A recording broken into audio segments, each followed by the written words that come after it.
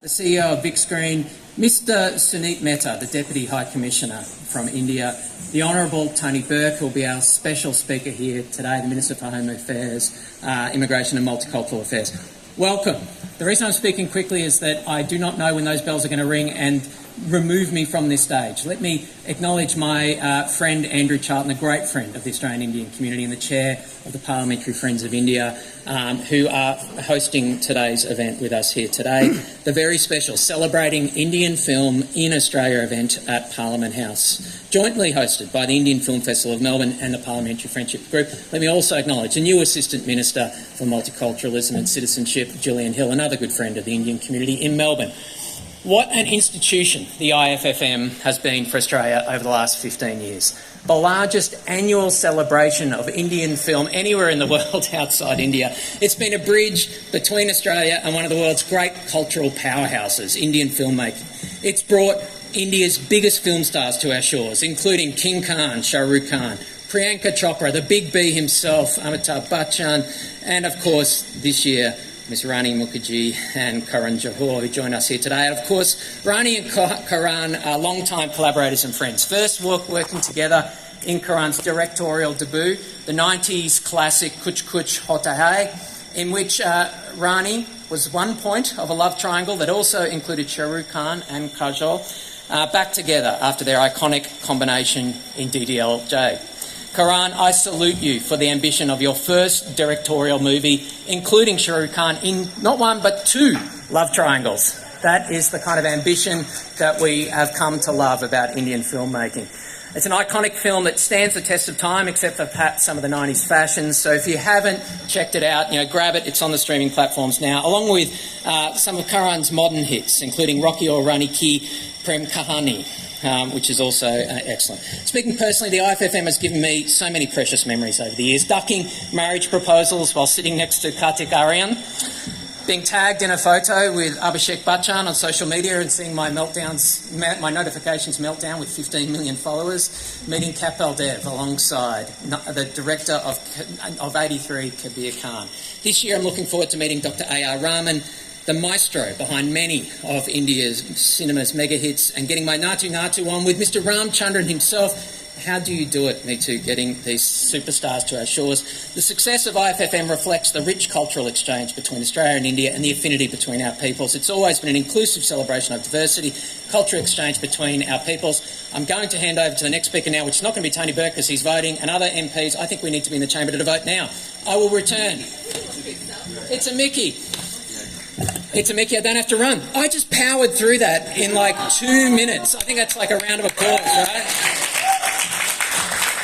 On that note, I am delighted to hand over to someone who is...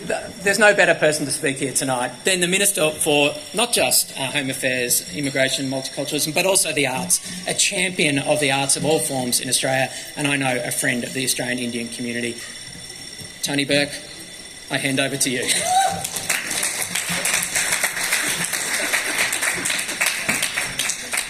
This would truly be a change of pace. Thank you so much, Tim, and I join in acknowledgement of the traditional custodians and join in acknowledgement of all the distinguished guests who are here.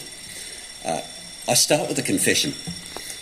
As Minister for the Arts, I spend most of my time talking about Australian stories. And it all goes really well when people ask me what my favourite album is, what my favourite novel is. Then they ask me what my favourite film is. And it has, for more than a decade, been Om Shanti Om.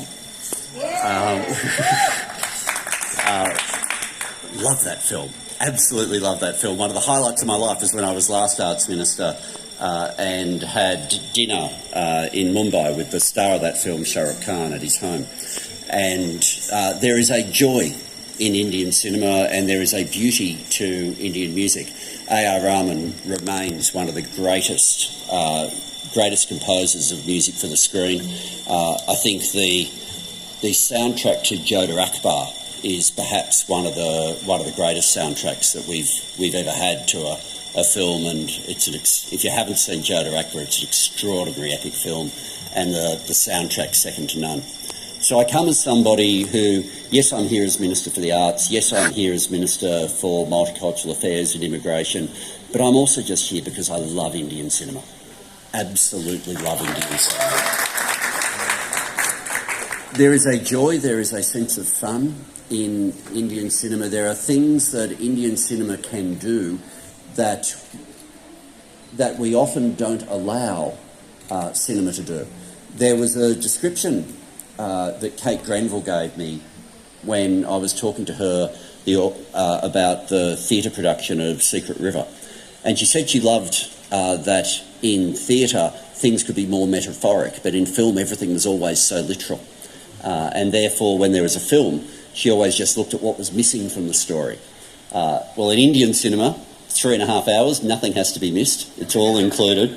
But also, we always have that beauty in Indian cinema that it's willing to be metaphoric.